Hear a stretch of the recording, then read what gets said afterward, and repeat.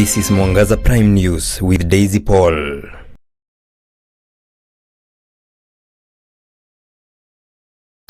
Indeed, a very good evening to you. It's a pleasure having you right here on Mwangaza Prime News on this 27th day of January. Thank you so much for choosing us to inform you tonight. My name is Daisy Paul and our sign language interpreter is Lauren Wamboi, and we welcome you to this program. Now, this afternoon, the Prime Cabinet Secretary, Dr. Musalia Mudavadi, engaged a high-energy delegation of over 200 supporters of President William Ruto's re-election, a bid under the Musalia Powerhouse for Ruto movement, led by their patron, Stephen Onzere. The team briefed him on the growing grassroots momentum, particularly their mobilization efforts to expand UDA membership and strengthen party structures at the community level. Mudavadi called for disciplined organization, urging members not only to join UDA but to actively participate in the ongoing IEBC voter registration exercise, ensuring every supporter is registered, counted and ready to shape the future.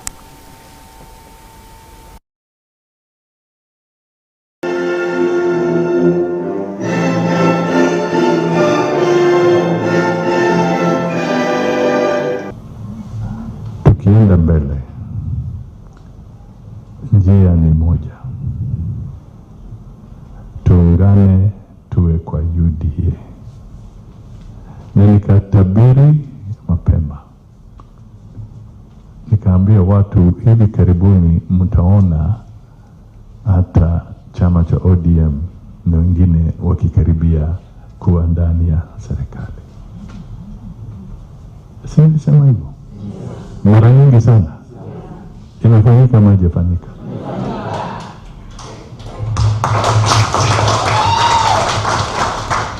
Sasa mimi nilikuwa na wapanga muwe mbele, hawa wengine wakija wapate mumekaa.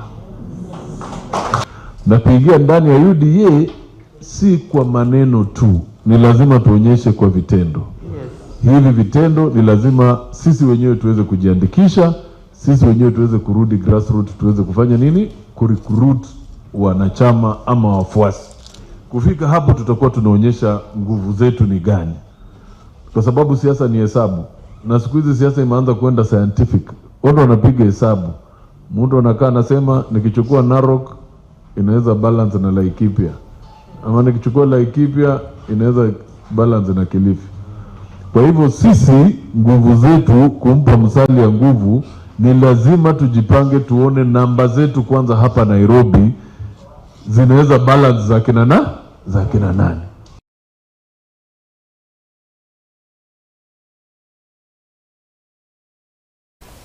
The countries of Kenya and Azerbaijan have promised to strengthen cooperation, especially in the education sector, for various people living with disabilities to ensure equality in the society. Speaking when he gave a check of 2.5 million Kenyan shillings to the Chakamanga School for the Disabled in Vihiga County, the ambassador of Azerbaijan in Kenya, Sultan Hajiev, has explained that the country's embassy has invested heavily in ensuring that people with disabilities have equal opportunities in education.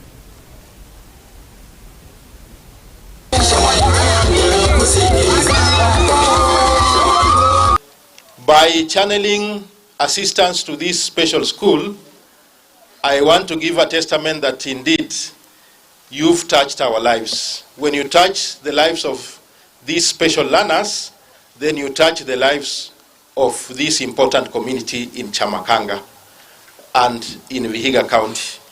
And as we all know, education is life. And I would like to echo the fact that disability is not inability. And I really believe that this school is playing a very important role in the life of many young people, in supporting them, in prepping them, in equipping them for the future. So we really appreciate this partnership opportunity. We've been thanked here on several occasions, and we are grateful, and we are thanking you for enabling this partnership. Of course, us supporting this school is an indicator of overall partnership between our countries. Some may say this is something relatively trivial, but it's not. Of course, there are a lot of high agenda items related to excellent relations between senior leadership of the countries, between our heads of states, between our ministers of foreign affairs, which is of crucial importance, and we're happy to see it. But it's also very important to reinforce it through some of the engagement, through some of the partnership at the human beings level. And I'm really glad this is the case. This project was the very first one of such nature for Azerbaijan and Kenya, and I'm proud and glad to mention that there are many more right now.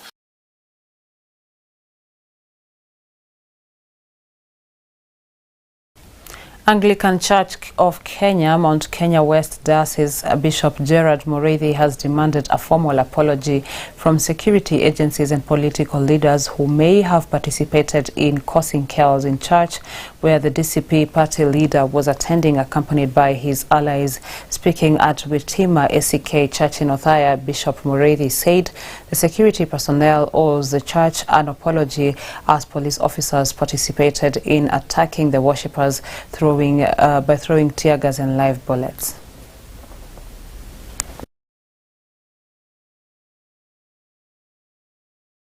The Christians and the vicar in charge of this parish gathered for worship, and they looked forward to an edifying service.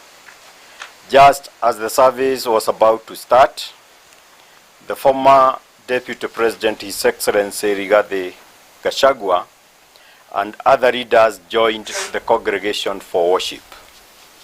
As the worship continued, goons and police officers arrived and started attacking the church, robbing tear gas canisters and shooting using live ammunitions direct to the worshippers. This disturbed the service, causing fear and panic where Christians camped for safety. As a church, we feel that our right of worship was violated. Little children were traumatized, aged parents were harassed and disorientated, the clergy were terrified and intimidated, and the political leaders were also harassed. We demand that the Inspector General of Police conduct a speedy and a thorough investigation to the whole matter with possible prosecutions of all those who are found culpable. As a church, we demand that all political leaders uphold tolerance for the peace and stability of this nation. We further demand an apology from all relevant security apparatus and any political leader who could have been involved in this criminal and shameful act.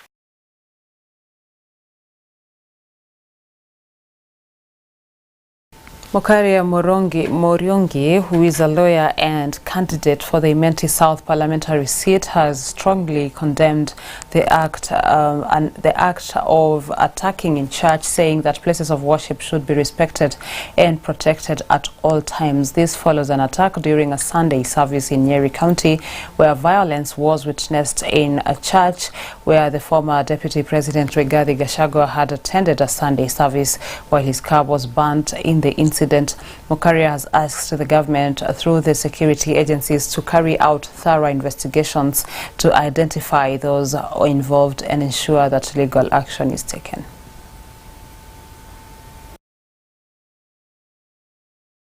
I want to take this opportunity to condemn the heinous act that we saw over the weekend happening in church at Nyeri. This is not something that should be happening in our country. And even the aftermath of it, what you are seeing, the blame game that is happening.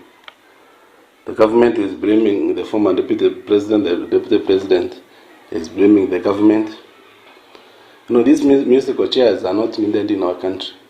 We clearly know that the government has intelligence mechanism in which to know even these events when they are being planned, even if they are being planned by the deputy president. So blaming the former deputy president for the actions that are happening in a country that you have intelligence services, then it's a blame game that is not necessary. And seeing children, pastors, and mothers crying in church because of the tear gas is a very shameful act that should not be condoned.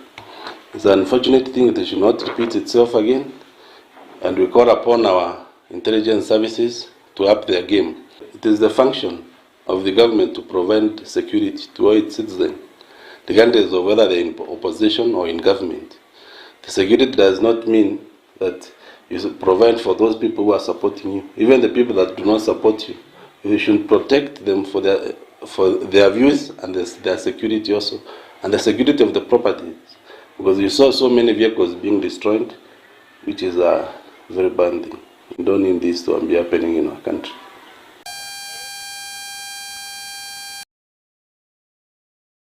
We take a short commercial breather, but don't go far. We're coming back with more in a short while.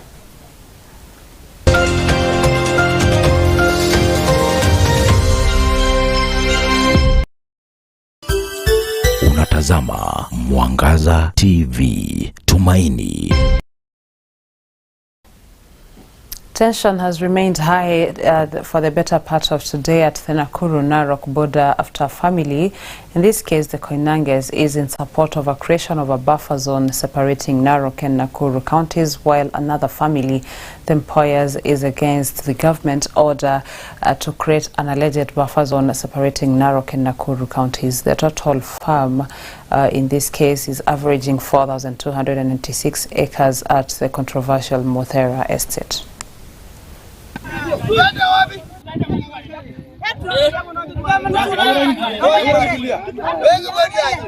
Mimi ninashangaa kwa hii shamba ya Mothera.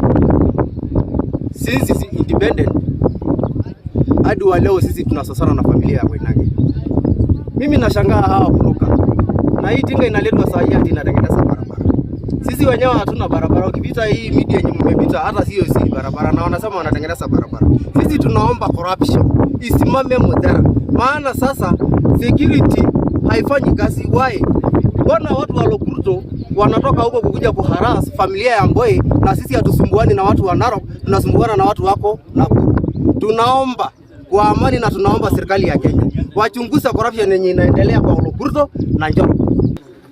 Na hii shamba hapana mbio. Hii shamba ni ya Mboe. Ilikuwa inaitwa jika la samani, jika la sakaenda kiwa mzungu. Baba yangu ilikuwa tu hapo tukachukua shamba ni yetu. Na hii vita tuko ya hii shamba 48 years. Na 48 years tukaweka makesi kotini, hata sasa iko kesi kotini, iko kesi ya shamba kotini na iko criminal. Tukisema shamba ni yetu na hakuna kamwe hata siku moja ataenda. Na hatutabaduka hata ikifanyika nini. Sio kukata shamba, tunakata shamba, tuna fence. Hatuko shamba, hatuko kesi ya shamba kotini. Tuko na kesi na wale wahalifu ambao wamekuja kuingia na nguvu, ambao wanakataa documentation yao, wanakataa shamba yao.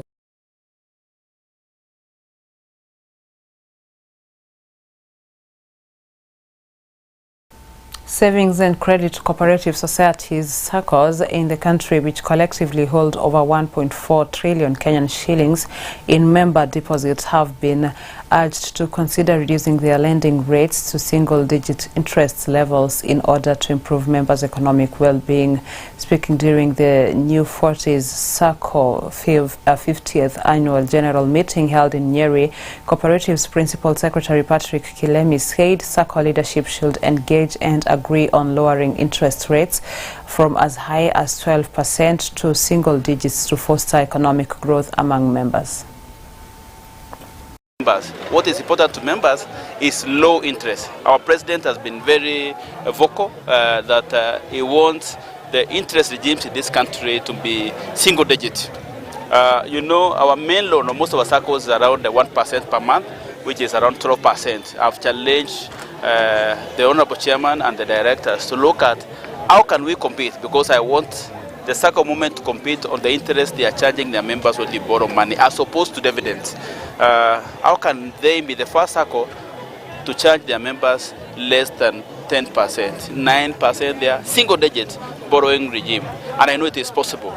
Today we have disbursed over 1.1 billion as dividends, and as people are trying to create that issue about interest and dividends, definitely if the members can be able to get lesser interest loans and also expect to get lesser dividend, that is an equational balance where we can balance the dividend and so it is doable, and by the end of the day the member will still benefit. So you can lend with less, but they also expect lesser dividends and interest rates. Do not go to a cooperative because they will be paid dividends. They go so that they can access funds to develop themselves. While we are here talking about dividends, think about a teacher who borrowed money, was paying rent, is no longer paying rent, but he is in his own house. Isn't that an added advantage? So I will say this, it's neither government or ourselves who must regulate. Okay, central bank occasionally looks at how to go about the interest. We know this is done because some people can be cutthroat and what have you, but the truth of the matter is that once a SACCO can look at it, there are the standards, and they will look at it, they will develop projects. With that report, we come to the end of this bulletin. Many thanks for staying with us, and thank you to everyone who has made this successful. My name is Daisy Paul, Lauren Wamboi for Sign Language Interpretation.